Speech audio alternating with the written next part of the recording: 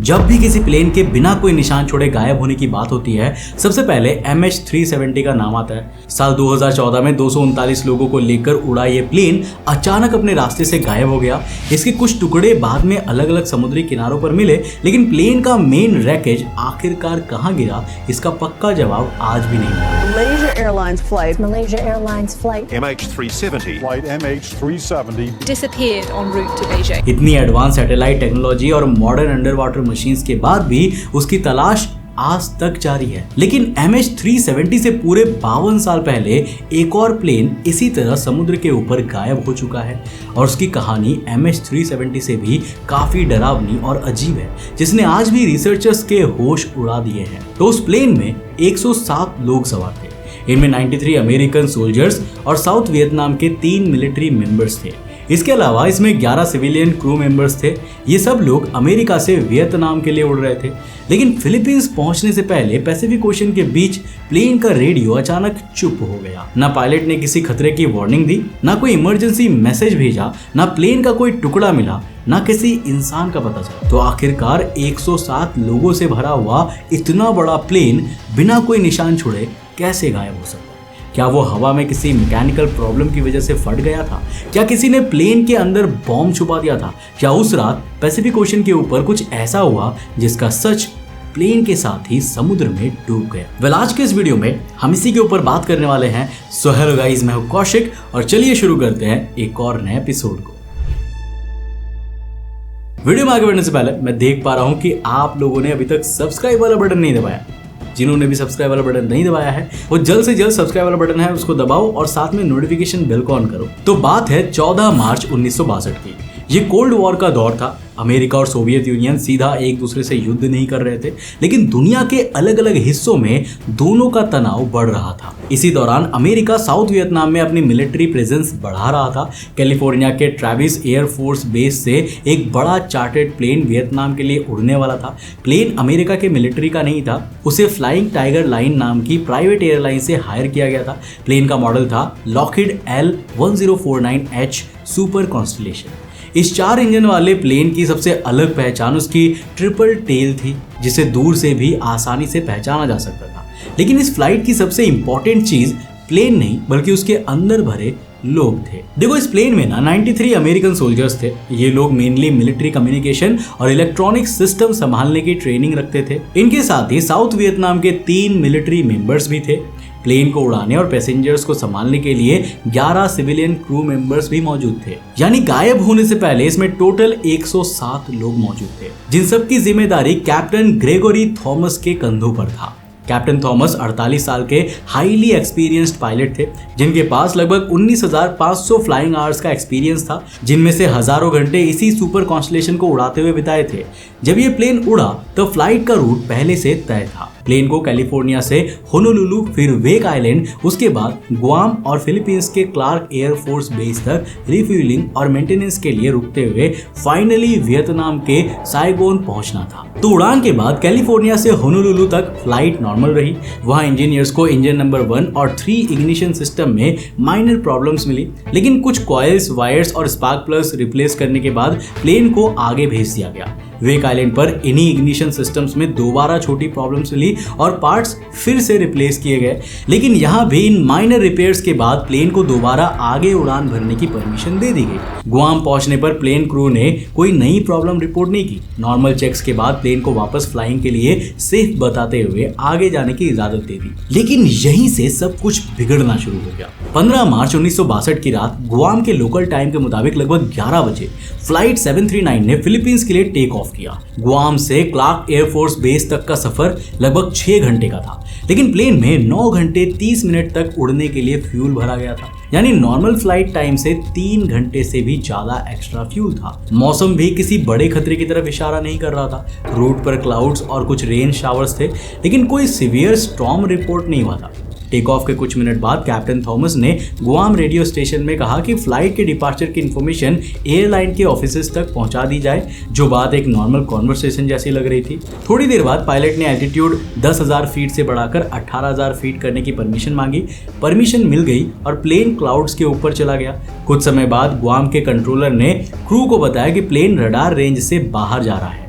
इसका मतलब एक्सीडेंट नहीं था। उस दौर के रडार की रेंज लिमिटेड थी। प्लेन लिमिट के बाहर जाते ही स्क्रीन पर दिखना बंद हो जाता था। अब प्लेन को देखने का कोई भी तरीका नहीं था। फ्लाइट 739 और ग्राउंड के बीच कनेक्शन का सिर्फ एक ही जरिया बचा था, रेडियो। समुद्र के ऊपर उड़ने वाले प्लेन्स को फिक्स टाइम पर अपनी पोजीशन बतानी होती थी। इससे ग्राउंड स्टेशन को पता चलता रहता था कि प्लेन कहाँ है और नॉर्मल स्पीड से चल रहा है या नहीं चल रहा। और रात के लगभग 12:22 पर फ्लाइट 739 ने अपनी नॉर्मल पोजीशन रिपोर्ट भेजी। कैप्टन थॉमस ने बताया कि प्लेन 18,000 फीट पर क्लाउड्स के ऊपर नॉर्मल तरीके से उड़ रहा है। उसने करंट पोजीशन, अगली पोजीशन का एक्सपेक्टेड टाइम और फिलीपींस पहुंचने का अंदाजा भी बताया। पायलट ने यह भी बताया कि प्लेन के पास अभी 8 घंटे से ज्यादा का फ्यूल बाकी है। मैसेज बिल्कुल नॉर्मल था, ना इंजन प्रॉब्लम, ना फायर, ना बैड वेदर और ना ही किसी इमरजेंसी का जिक्र। ये फ्लाइट 739 की आखिरी आवाज थी। अगली पोजीशन रिपोर्ट लगभग 1 घंटे बाद आनी थी, लेकिन उस समय गुआम रेडियो स्टेशन पर हेवी स्टैटिक था। रेडियो ऑपरेटर ने पहले एक दूसरी ट्रांसमिशन कंप्लीट की और फिर फ्लाइट 739 को कॉल करना शुरू किया, लेकिन जवाब नहीं आया। उसने दोबारा कॉल किया, फिर दोबारा। दूसरे रेडियो स्टेशंस और आसपास उड़ रहे प्लेन्स ने भी कांटेक्ट करने की कोशिश की। हर फ्रीक्वेंसी पर सिर्फ साइलेंस था। पहले फ्लाइट को अनसर्टेन माना गया, फिर अलर्ट डिक्लेयर हुआ और जब प्लेन फिलीपींस तक नहीं पहुंचा तब रेस्क्यू ऑपरेशन शुरू कर दिया गया। लेकिन सर्च टीम्स के पास एक बड़ी प्रॉब्लम थी। उन्हें प्लेन की आखिरी कंफर्म पोजीशन पता थी, लेकिन ये नहीं पता था कि उसके बाद वो कितनी देर उड़ा, किस डायरेक्शन में गया या किस एग्जैक्ट जगह पर उसके साथ कुछ हुआ। अब पैसिफिक ओशन का वो हिस्सा इतना बड़ा था कि एग्जैक्ट लोकेशन के बिना प्लेन को ढूंढना समुद्र में सुई ढूंढने जैसा था।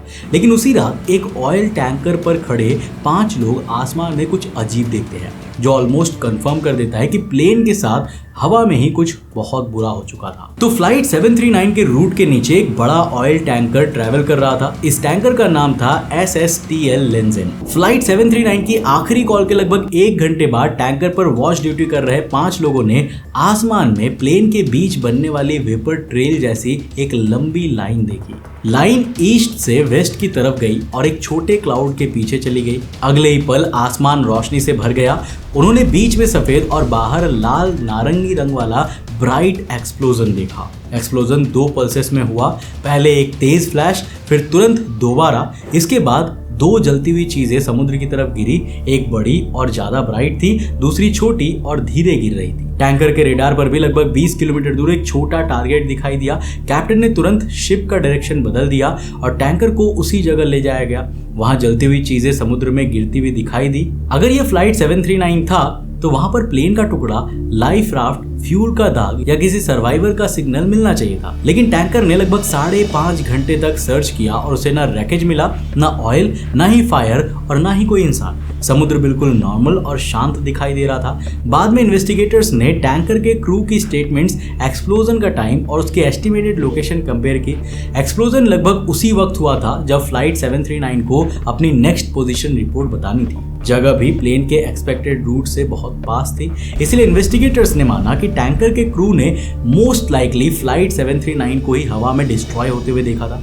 लेकिन यहाँ पर एक इंपॉर्टेंट बात है, इन्वेस्टिगेटर्स खुद भी ये साफ नहीं कर पा रहे थे कि ये एक्सप्लोजन एग्जैक्टली हुआ क्यों। उन्होंने सिर्फ इतना कहा कि अवेलेबल एविडेंस से लगता है कि प्लेन हवा में डिस्ट्रॉय हुआ। वो डिस्ट्रक्शन मैकेनिकल फेलियर से हुआ था, स्ट्रक्चर टूटने से, फायर से या किसी और कारण से, इसका जवाब टैंकर के विटनेस भी नहीं दे पा रहे थे। और बिना रैकेज मिले इन्वेस्टिगेटर्स कुछ साफ कह भी नहीं सकते थे, क्योंकि वही एक प्रूफ था कि क्या हुआ होगा, बाकी सब थियरीज थी। तो फ्लाइट 739 के मिसिंग होने के बाद एक बहुत बड़ा सर्च एंड रेस्क्यू ऑपरेशन शुरू हुआ। American navy, air force, coast guard और मरीन्स सबको सर्च में लगा दिया गया। लगभग 1300 लोग, 48 एयरक्राफ्ट और 8 बड़े शिप्स। एयरक्राफ्ट ने 377 सर्च फ्लाइट्स भरी और 3400 घंटे से ज्यादा हवा में बिताए। सर्च टीम्स ने पैसिफिक ओशन का लगभग 1,44,000 स्क्वायर माइल्स एरिया कवर किया। ये एरिया राजस्थान से भी बड़ा था।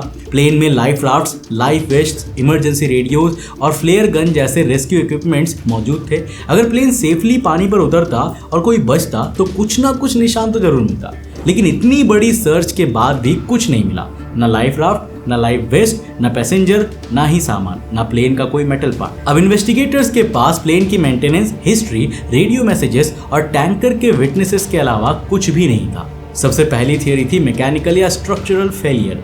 प्लेन के 2 इंजन्स के इग्निशन सिस्टम को होनोलुलु और वेक आइलैंड पर रिपेयर किया गया।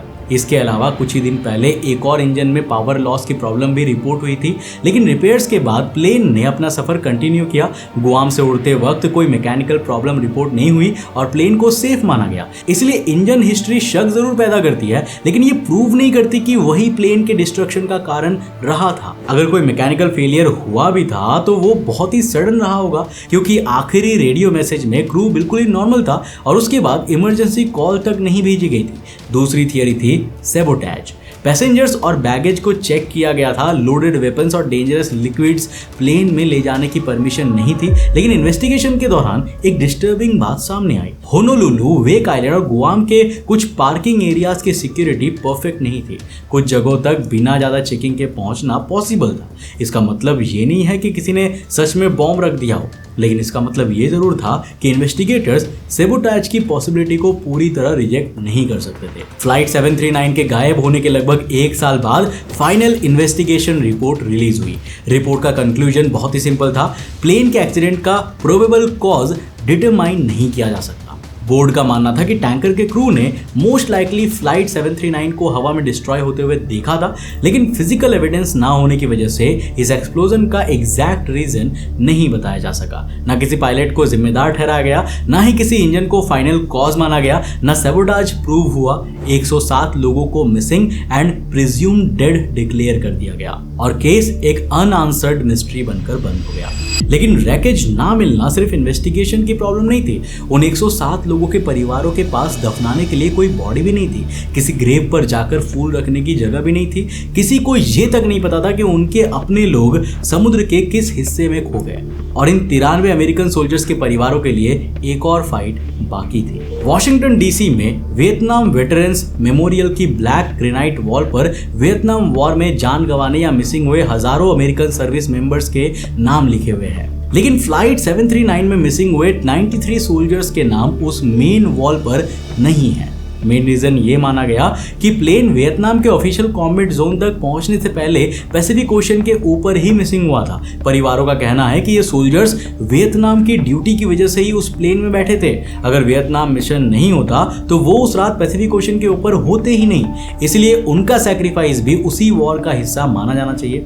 उनके नाम वॉल पर ऐड करने के लिए एफर्ट्स हुए, लेकिन अब तक उनका नाम मेन मेमोरियल वॉल पर नहीं लिखा गया। बाद में फ्लाइट 739 के विक्टिम्स के लिए एक अलग मॉन्यूमेंट बनाया गया, जहां प्लेन में सवार सभी लोगों के नाम लिखे गए। उन्हें पत्थर पर एक जगह मिल गई, लेकिन उनके साथ हुआ क्या था इसका जवाब आज भी नहीं मिला। और शायद इसी में फ्लाइट 739 का सबसे डरावना हिस्सा छुपा हुआ है। 107 लोगों के साथ वो एविडेंस भी समुद्र में खो गया जो उस रात का सच बता सकता था। अब आप मुझे बताइए कि आपको क्या लगता है, क्या फ्लाइट 739 किसी सडन मैकेनिकल फेलियर की वजह से हवा में टूट गया था? क्या प्लेन के साथ सेबोटेज हुआ था, या टैंकर के क्रू ने उस रात कुछ और देखा था जिसे बाद में मिसिंग प्लेन से जोड़ दिया गया? और जो 93 सोल्जर्स वियतनाम ड्यूटी पर जाते हुए गायब हुए, क्या उनके नाम वियतनाम वेटरन्स मेमोरियल वॉल पर होने चाहिए? कमेंट सेक्शन खुला है, अपनी राय लिखकर जरूर बताना। वीडियो अगर पसंद आया, कुछ नया सीखने को मिला तो इस वीडियो को लाइक करने के साथ साथ दोस्तों के साथ जरूर शेयर करना। अगर आप नए उस चैनल पे तो इस चैनल को सब्सक्राइब करने के साथ साथ नोटिफिकेशन बेल ऑन कर देना। और अगर आपको ये वीडियो पसंद आया तो मैं आपको रिकमेंड करूंगा कि आप अगली वीडियो इसे जाकर के जरूर देखना, जिसमें हमने बात किया है एक ऐसे आसमान के पार्ट के बारे में जो लगभग खाली रहता है। आखिर ये स्काई इतना खाली क्यों है? इतने सारे एरोप्लेन होने के बावजूद उस जगह पर कोई भी एरोप्लेन क्यों नहीं उड़ता? जवाब बहुत ही इंटरेस्टिंग है। जानने के लिए इस वीडियो को जाकर देखना। मैं मिलता हूं आपको नेक्स्ट एपिसोड के साथ। तब तक के लिए बाय, जय हिंद।